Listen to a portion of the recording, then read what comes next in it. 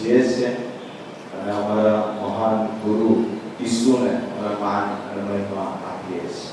આજના દિવસે તમારી પાસેથી સહાય માંગીએ છીએ. વચનમાંથી અમારી સાથે વ્યવહાર કરો અને મને મધ્યસ્થની પાછળ રાખો કે હું તમારી વાણી પોકારી શકું. ઈસુના નામમાં પ્રાર્થના સાંભળો. આમીન. દાઉદના જીવન ઉપર આ દિવસમાં આપણે અભ્યાસ કરી રહ્યા છીએ અને આજે 24મા અધ્યાયમાં આપણે આવ્યા છીએ. જે વચન આપણી આગળ વાંચવામાં આવ્યું છે એ વચન પ્રમાણે હજુ પણ દાઉદ એ સાઉલ રાજાથી ભાગી રહ્યો છે અને પોતાનો જીવ બચાવી રહ્યો છે. એના માટે ત્યાં જે લખવામાં આવ્યું છે 1 Samuel chapter 24 verse 1 onwards.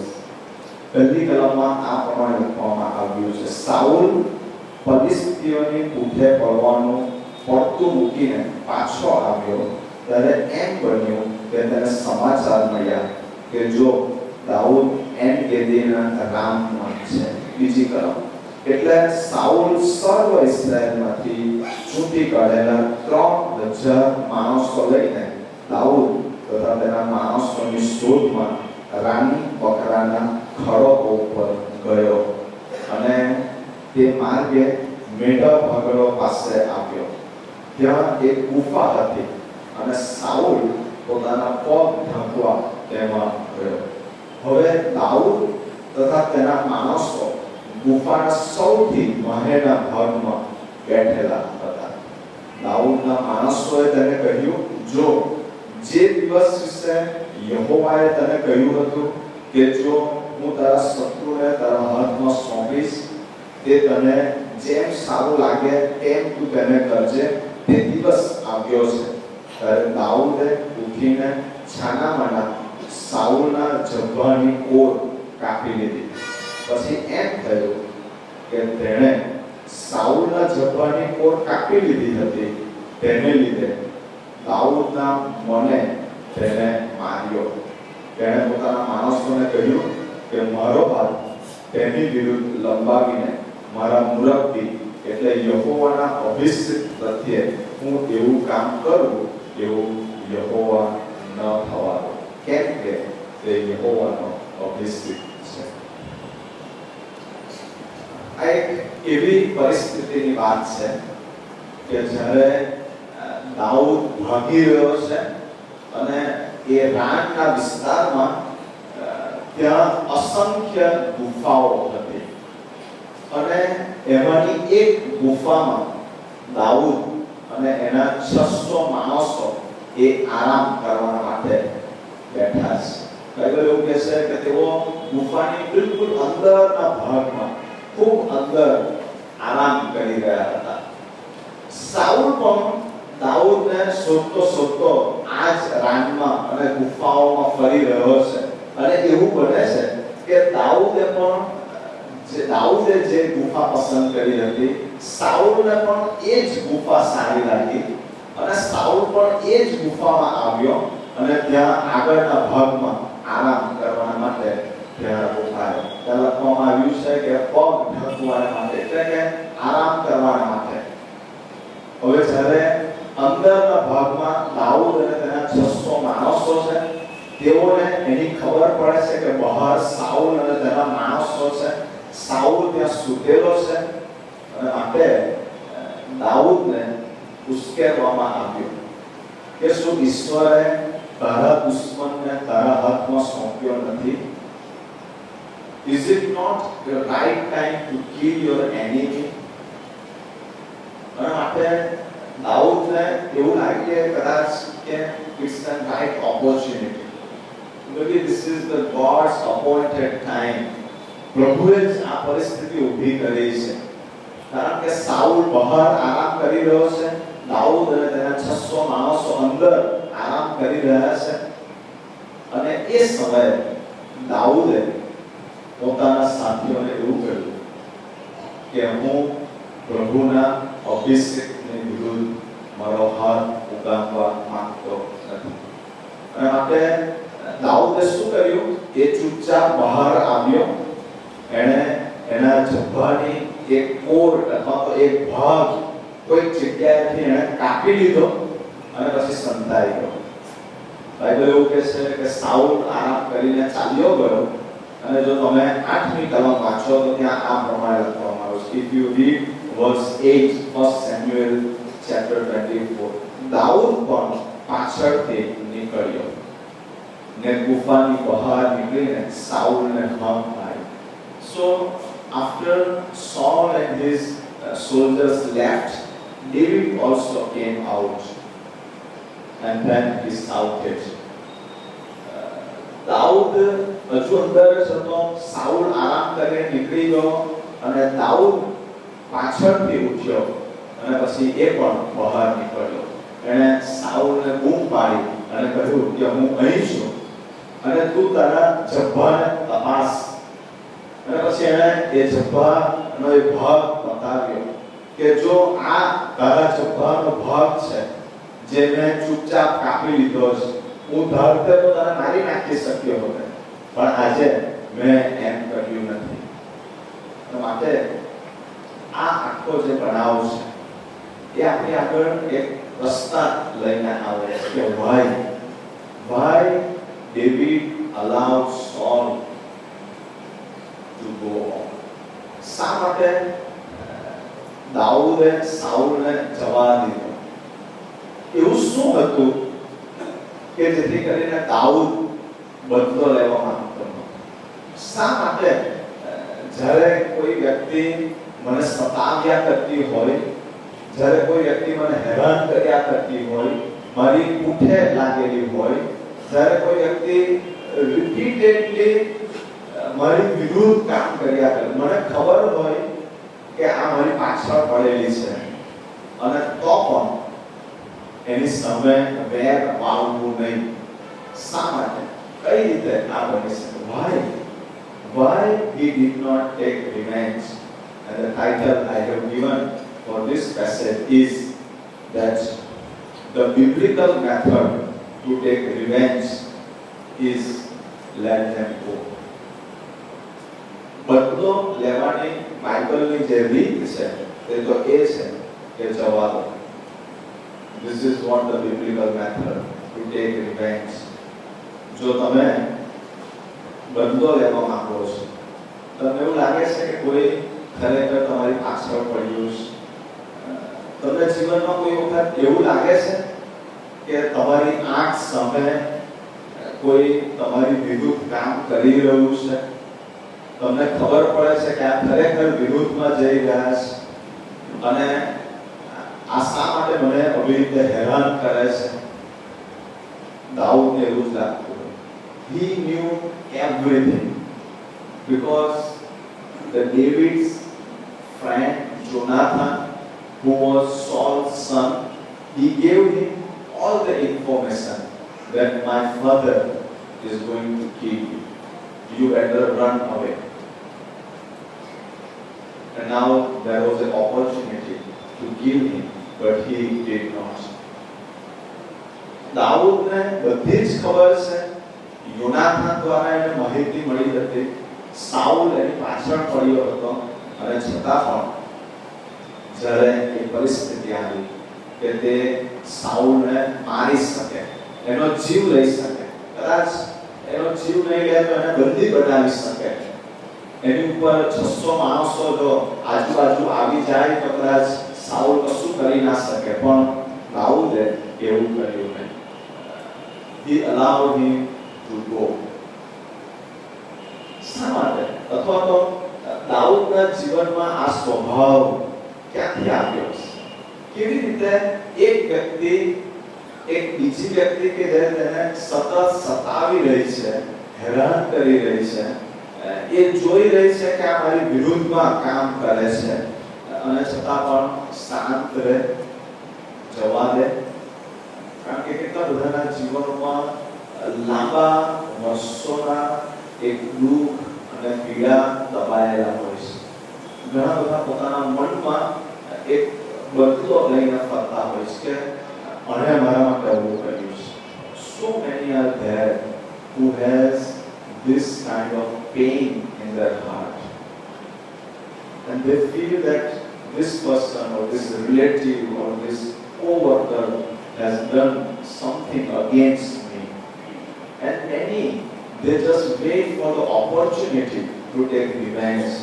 But here is David, he did not take revenge.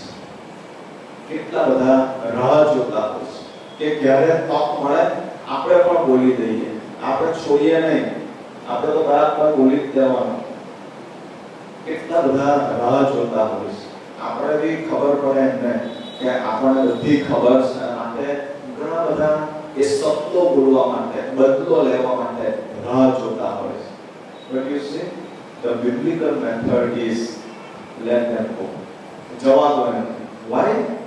Because Bible has taught us. શા માટે બાઇબલ આપણને એવું શીખવે છે? કારણ કે સિક્કાની બીજી બાજુ છે. There is another side of the coin, and that is that our Lord is a judge, and He will judge him or her.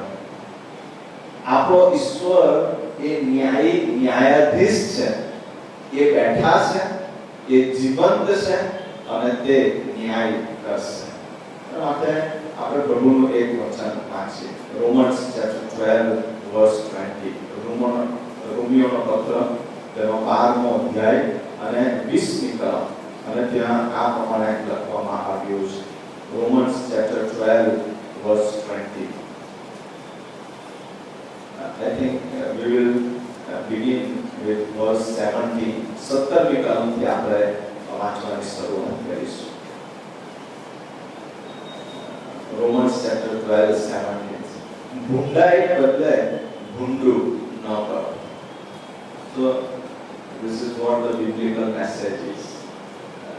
કોઈ કે તમારી સામે ભૂંડું કર્યું છે, એ સાબિત થઈ ચૂક્યું છે કે આણે ભૂંડું કર્યું છે, આણે જ કર્યું છે, આ જ વ્યક્તિ ભૂંડું કરી રહી છે, બાઇબલ એવું કહે છે તમે સામે ભૂંડું કરશો નહીં. સગડા માણસની નજરમાં જે શોભે છે તે કરવાને કાળજી રાખો. 18મી કલમ વર્સ 18. જો બની શકે તો ગમે તેમ કરીને સગડા માણસની સાથે હળી મળીને રહો. વર્સ 19. 19મી કલમ.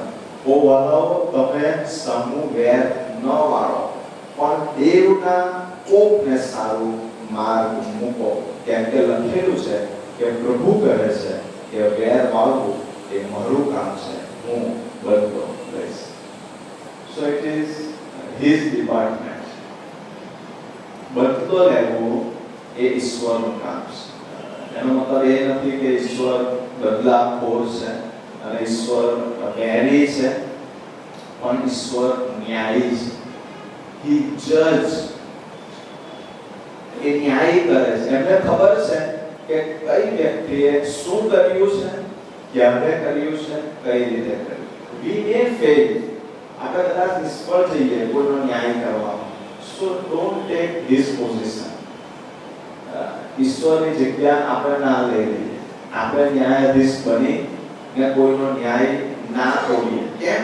કારણ કે તેમાં લખવામાં આવ્યું છે કે પ્રભુના કોપને સારું તમે માર્ગ છોડી દો. Give him space. પ્રભુને જગ્યા આપો. અને જ્યાં ઈશ્વરનો કોપ હોય છે, ઇટ્સ હોરિબલ, એ બહુ ભયંકર હોય છે. હું અને તમે જે કંઈ કરીએ એના કરતાં બહુ અલગ હોય છે. અને જો ઈશ્વર ન્યાય કરે છે, કારણ કે જો બાઇબલ જૂઠું બોલતું નથી કે ઈશ્વરે મારી ખાતર જીવ આપ્યો છે, તો બાઇબલ આ બાબતમાં બી જૂઠું બોલવાનું નથી કે ઈશ્વર કોપ કરનાર ઈશ્વર છે, ઈશ્વર ન્યાય કરનાર ઈશ્વર છે. એ બદલો લેશે, એ હિસાબ માંગશે. પ્રભુ પૂછશે કે તે કેમ આવું કર્યું. અને માટે વલાઓ, આપણી આગળ એક જ રસ્તો છે, અને તે એ છે બદલો લેવાની જે બાઇબલની રીત છે કે જવા દો.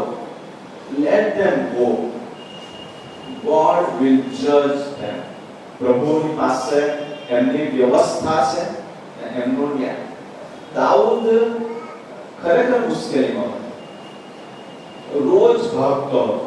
600 માણસોને લઈને જીવ બચાવવાનો, અને રાનમાં ને જંગલમાં ને ગુફાઓમાં અને ભટકવાનું રોજિંદા જીવન, નહાવાને માટે, ખાવાને માટેના પ્રશ્નો અને રાજા 3000 માણસો લઈને તેની પાછળ પડ્યો. King was after him with 3000 soldiers. And it was really a tough time, but he did not take revenge. History કલમમાં તો શું લખવામાં આવ્યું છે? Romans 12:20 તે લખવામાં આવ્યું છે, પણ જો તારો વેરી ભૂખ્યો હોય તો તેને ખવડાવ, જો તરસ્યો હોય તો તેને પાણી પા, કેમ કે એવું કરવાથી તું તેના માથા ઉપર ધગધગતા અંગારાના ઢગલા કરશે. કોઈના માથા ઉપર અગ્નિના ઢગલા તમે કરીને જુઓ, કદાચ 1 સેકન્ડ પણ રહી શકશે. અગ્નિના સળગતા ઢગલા તો કોઈના માથા ઉપર કરવામાં આવે કે જ્યાં આપણું બ્રેઇન રહેલું છે, it will damage our brain. માટે 1 Samuel 24 and verse 1 Samuel chapter 24 verse 5 says કે તેના દાઉદના મને તેને માર્યો. This act of forgiveness really killed Saul. He was so disturbed that how can David behave with me in this manner? આ કઈ રીતે દાઉદ મને માફ કરી શકે? અને માટે બાઇબલ એવું કહે છે કે દાઉદના મને તેને માર્યો. અંગ્રેજીમાં જે લખવામાં આવ્યું છે તે આ છે, but then his conscience began bothering him. His conscience began bothering him. એને સાઉલ એવું થવા લાગ્યું કે કેમ દાઉદ મને માફ કરે છે? Why? એને દાઉદ છટકી ગયો છે એના કરતા પણ વધારે ચિંતા એ થવા લાગી કે મારા જબ્બાની કોર જે કાપીને લઈ જઈ શકે છે, મને ખબર પણ ના પડી અને એ મને મારી નાખી શક્યો હતો અને એ હજુ મને મારતો નથી. ભાઈ, તમે જાણો છો, આજ સાઉલે પછીથી દાઉદને પોકારીને એવું કહ્યું કે હું પણ હવે નક્કી જાણું છું કે રાજા તું જ થવાનો છે. 20મી કલમ તમે જુઓ. We will read 1 Samuel 24 verse 20, because Saul said that now definitely I know that you will become a king. ત્યારે હવે જો હું જાણું છું કે તું નક્કી રાજા થશે, ઇસ્રાયેલનું રાજ્ય તારા હાથમાં સ્થાપિત થશે. આ સાઉલના શબ્દ છે, Dawood. He was damn sure that you will become a king. તમે જાણો છો, ઘણી બધી વખત આ ઈશ્વરનું કામ કરવું વિશ્વાસને બહુ અઘરું લાગે છે. અને એ કયું છે ખબર છે? કે માફ કરવું, જવા દેવું, પ્રભુના કોપના માટે માર્ગ છોડવો એ આપણને બહુ અઘરું લાગે છે. We want to act something, we want to do something, but at this point Lord said, let me work. મને કામ કરવા દો. માટે વલાઓ, જો તમને કોઈ સતાવી રહ્યું છે, તમને કોઈ હેરાન કરી રહ્યું છે, કોઈ સમયે કોઈ તમારી ભૂખે પડ્યું છે, કોઈ જાણી જોઈને તમને છેતરી રહ્યું છે અને તમને એવું લાગી રહ્યું છે કે હા ખરેખર આ જ એ વ્યક્તિ છે, પ્રભુના કોપને સારો માર્ગ છોડી. બાઇબલ એવું કહે છે, બદલો લેવો એ મારું કામ છે. પ્રભુને બદલો લેવાનો.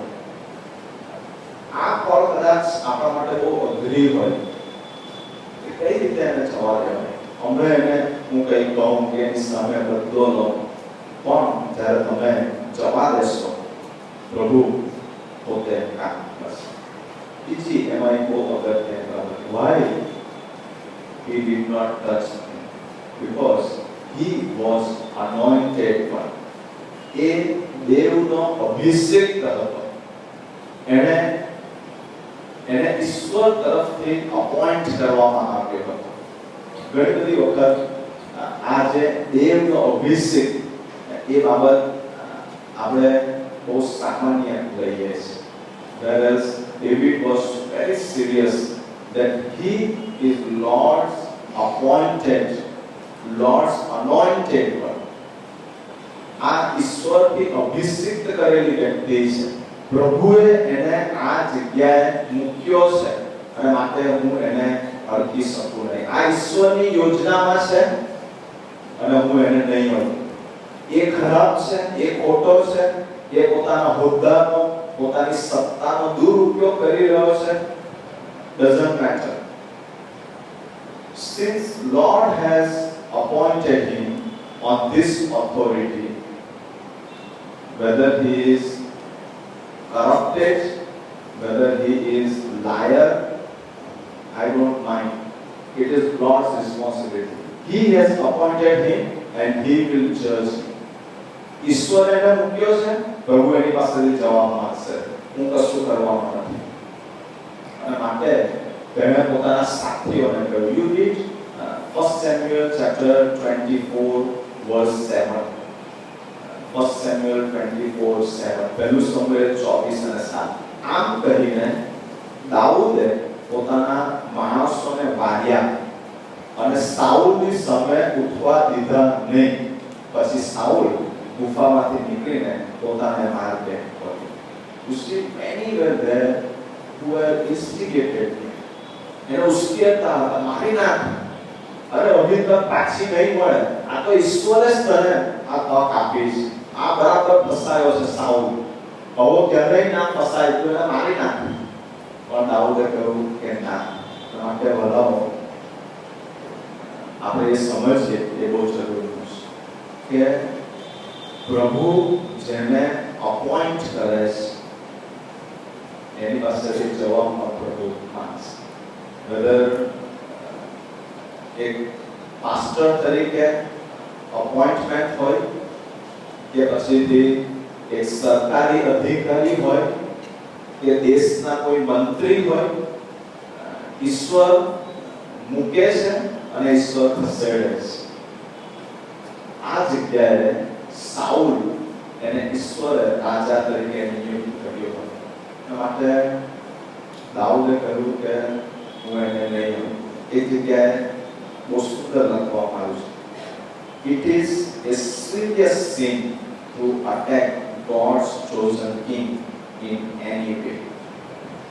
It will become a serious sin if I will attack God's chosen king. હું આ પાપ કરવા માંગતો નથી. માટે ભલાઓ બદલો લેવાની જે ભાવના છે એની પાછળ બે બાબત છે. નંબર 1, પ્રભુને માર્ગ આપો, અને બીજું કે ઈશ્વરે એમની નિમણૂક કરી છે અને માટે પ્રભુને ન્યાય કરવા. અને તમે કીધું એ પ્રમાણે રોમીયોનો પત્ર એમાં જો તમે વાંચશો તો ત્યાં એ બાબત લખવામાં આવી છે કે એ પ્રભુની જવાબદારી છે. 13મો અધ્યાય, રોમન્સ chapter 13 verse 1 onwards. I may read 1 or 2 verses. રોમીયોનો પત્ર 13મો અધ્યાય. દરેક માણસે મુખ્ય અધિકારીઓને અધીન કર્યો, કેમ કે દેવના તરફથી ન હોય એવો કોઈ અધિકાર નથી. જે અધિકારીઓ છે તેઓ દેવથી નિમાયેલા છે. એથી અધિકારીની સામે જે થાય છે તે દેવના ઠરાવની વિરુદ્ધ થાય છે. અને જો દેવનો ઠરાવ છે કે આ વ્યક્તિ અધિકારી બને અને આ જગ્યાએ સત્તા સોંપવામાં અને આ જગ્યાએ મૂકવામાં આવે. ઈશ્વરે પોતાનો ઠરાવ કર્યો છે, એમની મિનિટ્સમાં લખવામાં આવ્યો છે કે અને મંત્રી બનાવવામાં આવશે અને આ જગ્યાએ આ પોસ્ટ મૂકવામાં આવશે. આ ઈશ્વરના અધિકારી છે. અને માટે લખવામાં આ જનરલ સેન્સમાં સ્પિરિચ્યુઅલ અને સેક્યુલર બંનેમાં એનો ઉપયોગ થઈ શકે છે. અને માટે એક જનરલ સેન્સમાં, અને માટે એની વિરુદ્ધ તમે ન થાઓ. કેમ? કારણ કે જ્યારે પ્રભુએ ઠરાવ કર્યો છે ત્યારે પ્રભુ એનો ન્યાય કરશે. God will judge them. If He has appointed them, God will judge them. અને માટે ભલાઓ આપણા હૃદયમાં જો કોઈ વખત એવું તેલ રેડાતું હોય કે અને હું સરખો કરું, આ વ્યક્તિ આવું કરે છે, આ વ્યક્તિએ આવું કેમ કર્યું, અને તો જવા જ ન દેવાય, ત્યારે આપણે યાદ રાખીએ. મેં અહીંયા લખ્યું છે 6ઠ્ઠી કલમમાં દાઉદનું જે કાર્ય છે તે શું કરે છે તે નહીં, પણ તે કોણ છે એ તેને ધ્યાનમાં લીધું. તે શું કરી રહ્યો છે એ નહીં, પણ એ કોણ છે એ તેને ધ્યાનમાં લીધું. એટલે દેવનો અભિષેક. માટે જ ભલાઓ જવાબ મેં ઘણી બધી વખત મારા જીવનમાં ઉપયોગ કર્યો છે અને મેં બીજાઓને પણ કહ્યું છે કે જો તમારા મનમાં કોઈ વખત આવો ગુસ્સો આવતો હોય કે આ સરકારી અધિકારી કે આ વ્યક્તિ કે આ કુટુંબીજન કે આ જગ્યાએ આ વ્યક્તિ ખરેખર અયોગ્ય છે, તો તમારે ગીતશાસ્ત્ર 37 શાંતિથી વાંચો. અને ગીતશાસ્ત્ર 37માં એવું લખવામાં આવ્યું છે કે અન્યાય કરનારાઓને લીધે તું ખીજાઈ જઈશ નહીં. કેમ? કારણ કે તેઓ લીલા વનસ્પતિની જેમ ચીમડાઈ જશે અને પ્રભુ તેઓનો ન્યાય કરશે. અને માટે અન્યાય કરનારાઓને લીધે તમે ખીજવાઈ જશો નહીં, તમે ચીડાઈ જશો નહીં, તમે મનમાં ઉકળાટ અનુભવશો નહીં. પ્રભુને માટે માર્ગ છો અને એમ કરવાથી તેઓના માથા ઉપર તમે અગ્નિના ધગધગતા અંગારાના ઢગલા કરશો.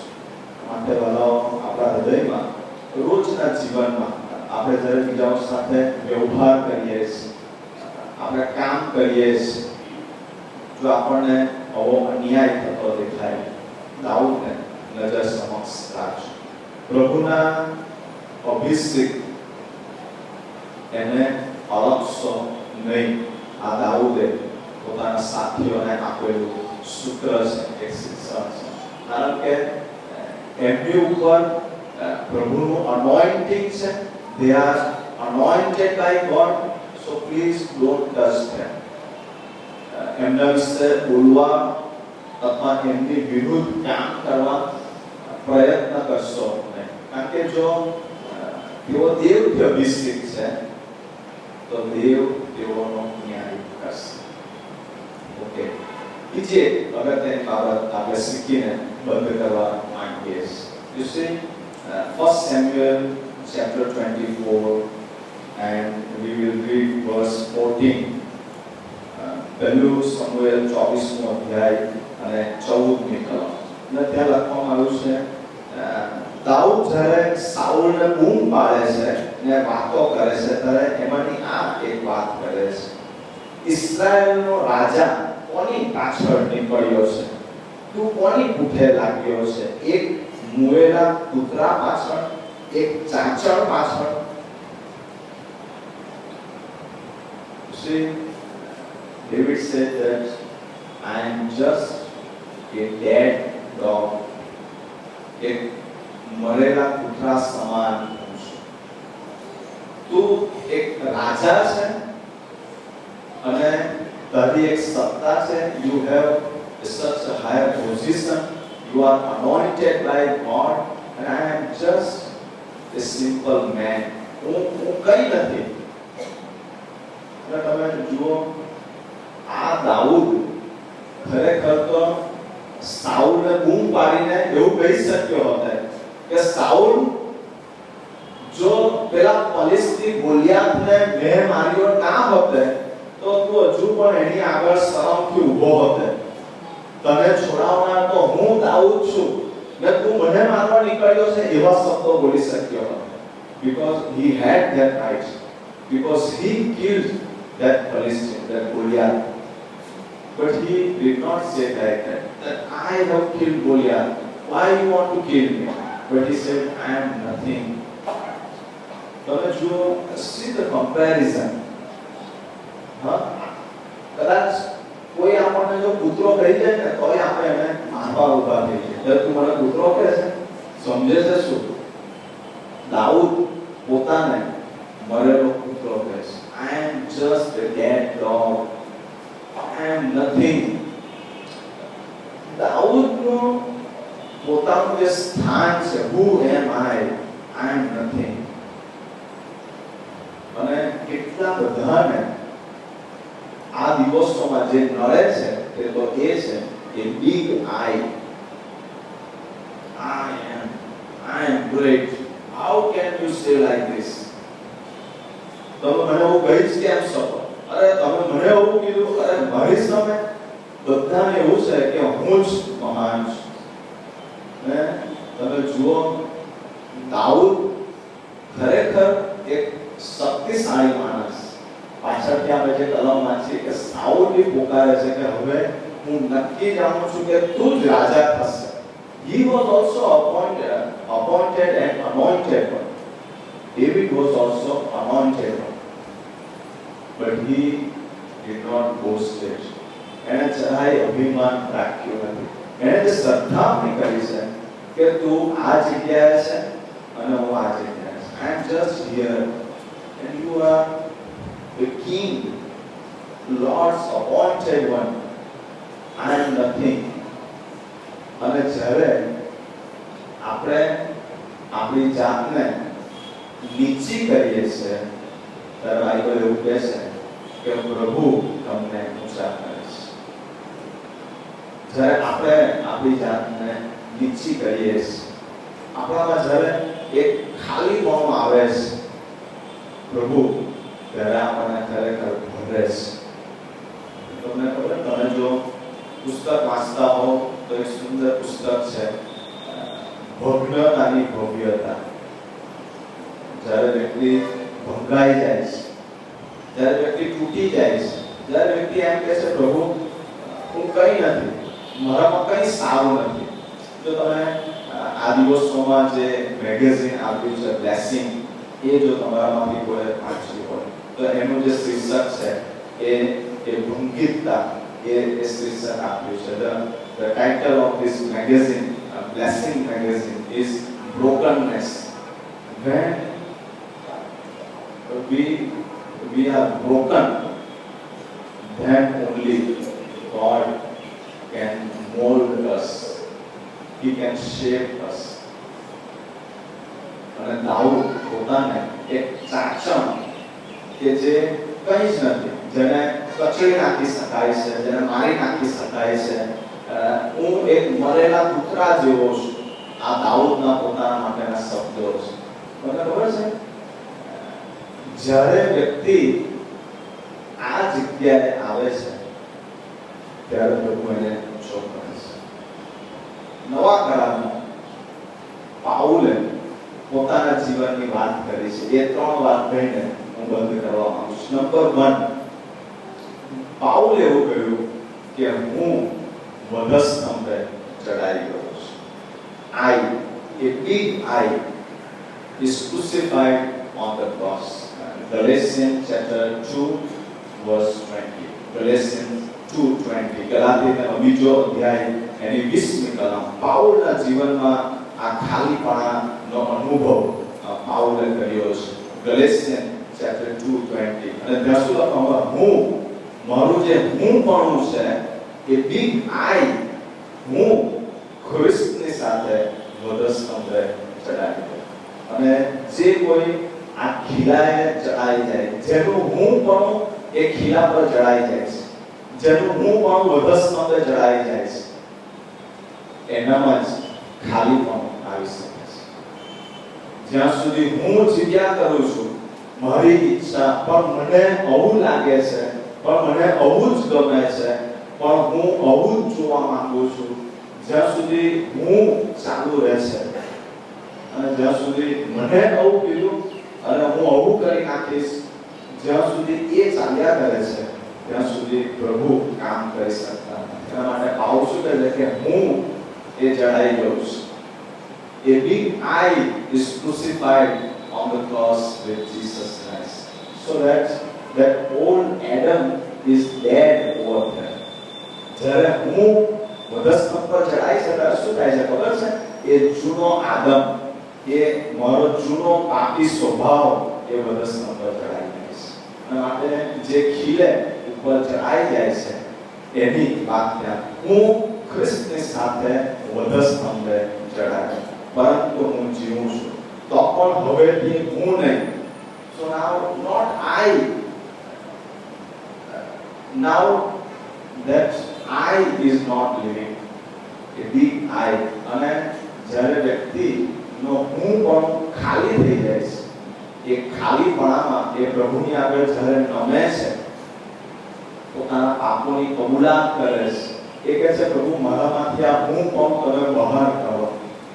મારા એ પાપ, મારો એ સ્વભાવ, એ મારી ઈચ્છાઓ, મારો ઈશ્વર વિરુદ્ધનો બળવો, એ જ્યારે હું પ્રભુની આગળ ઠાલવી દઉં છું, ત્યારે હવે હું જીવતો નથી. હવેથી હું જીવતો નથી, પણ મારામાં ખ્રિસ્ત જીવે છે. માટે જે ખીલે જડાઈ જાય છે એ ખાલી થઈ શકે છે, અને જે ખાલી થાય છે એ ખ્રિસ્ત દ્વારા ભરાઈ શકે છે. જ્યાં સુધી વ્યક્તિ ખાલી થતી નથી એ ભરાઈ શકે. Unless and until that big I is out of this human body, that unless and until he emptied himself, he cannot be filled with the Holy Spirit. He cannot be filled with the fruit of the Holy Spirit. He cannot be filled with the Lord Jesus Christ. એનામાં ખ્રિસ્ત આવી શકતા નથી. માટે પાઉલે પોતાના ખાલીપણાની જે સમજણ આપી છે કે હું ખ્રિસ્તની સાથે વધસ્તંભે ચડાયો, પણ હું જીવું છું, પણ મારામાં હું નહીં પણ ખ્રિસ્ત જીવે છે. એના માટે જ આ ખાલીપણાનો જે અનુભવ છે, જે ભગ્નતા, જે બ્રોકનનેસ આવે છે, એની એક ભવ્યતા છે. There is a charm of broken life. When you are nothing, you have everything. Christ plus one is equal to everything. તમે ખ્રિસ્તની હાજરીમાં જીવનને માણી શકો. જીવન મજાનું થાય છે. દાઉદ એ સાઉલને જવા દઈ શક્યો. No need to take revenge. There is Almighty God. He will take revenge. મારે બદલો લેવાની કઈ જરૂર નથી. બધું થશે. સમય છે, પરિસ્થિતિઓ બદલાશે. પ્રભુ ન્યાયાધીશ છે. He will judge. And Saul was so upset. તે લખવામાં આવ્યું છે કે દાઉદના મને તેને માર્યો. એના માથા ઉપર અગ્નિના ગદગદતા અંધારા થઈ ગયા. અને હવે હજુ દાઉદ પોતાની જાતને નીચી કરે છે કે શું તું એક મરેલા કૂતરાની પાસે આઈ એમ નોબડી. અને જ્યારે આજના આ નવા કરારના સમયમાં જ્યારે હું ખ્રિસ્તની પાસે આવું છું, ત્યારે પ્રભુ મારા જીવનને ભરે છે. પણ એક છેલ્લી વાત કહીને હું બંધ કરવા માંગુ છું. આ this period of brokenness is full of pain. આજે ભગ્નતાનો જે સમય છે એ બહુ પીડાદાયક હોય છે, કારણ કે એમાં આપણે સહન કરવાનું હોય છે, આપણી પોતાની જાતને નીચી કરવાની હોય છે, મારા હુંપણાને બહાર કાઢવાનો, મારી જાતને ના પાડવાનો, એ જૂના સ્વભાવને અટકાવ્યા કરવાનો અને ખ્રિસ્તના સ્વભાવને આગળ વધારવાનો એ સહેલું નથી. There is no miracle, but only God's strength can strengthen us. પ્રભુ આપણને સામર્થ્ય આપે છે. પણ આ ભંગાઈ જવાનો જે સમય છે એ ખરેખર બહુ પીડાદાયક હોય છે. પણ જે આ પીડામાંથી પસાર થાય છે, ખ્રિસ્તની હાજરી એને અજાયબ રીતે ભરી દે છે. તમે કદાચ જીવનમાં નિષ્ફળતા ને દુઃખ અને હારનો અનુભવ કરતા હશો, અને છતાં પણ ખ્રિસ્ત તમને સામર્થ્યથી ભરશે. પાઉલ અને સિલાસ બહુ જ માર ખાધો હતો અને બેડીઓમાં જકડાયેલા હતા, કેદખાનામાં હતા, પણ તેઓ ગીત ગાતા. They were singing, they were praising Lord, they were so happy in prison because Christ was with them. માટે જે કોઈ વ્યક્તિએ પ્રભુનો આનંદ માણવો છે, તમે ભગ્નતાની ભવ્યતાનો અનુભવ કરવાનો શીખો. ગલાતી 2:20 પ્રમાણે હવેથી હું નહીં પણ મારામાં ખ્રિસ્ત જીવે છે. એનો મતલબ કે ખ્રિસ્તની ઈચ્છાઓ, ખ્રિસ્તના ઈરાદાઓ મારા જીવન દ્વારા બહાર નીકળે છે. એ કહે છે એ જ હવે હું કરું છું, અને એ જીવન એ ખરેખર મજાનું જીવન બની રહેશે. માટે બધાઓ અત્યારે આપણે એ પ્રાર્થનામાં જવા માંગીએ. We will have a time of prayer. Number one, if we are thinking of taking revenge against someone, give that revenge to Almighty God. Let Him handle. And number two, humble thyself in the sight of the Lord, and He will lift you up. એ બાબત જો તમારા મનમાં કોઈ બદલાની ભાવના છે, લાંબા સમયથી કદાચ કોઈ વેર લઈને તમે ચાલી રહ્યા, તમારા મનમાં એક પીડા છે કે આ આવું કરે છે તો બી એને કેમ કશું થતું નથી, એ તમારી પીડા, તમારી બદલાની ભાવના પ્રભુના ચરણોમાં મૂકી એમને હેન્ડલ કરવાનો. અને બીજી બાબત કે તમે તમારી જાતને પ્રભુની આગળ નમાવો કે તમને ઉચ્ચ પદે મૂકશે. પ્રાર્થના રમીએ, શાંત રહીએ, થોડી પણ માટે આપણે પ્રાર્થના કરી લઈએ. દાઉદે કહ્યું કે હું દેવના અભિષેકની વિરુદ્ધ મારો હાથ ઉઠાવું એ ન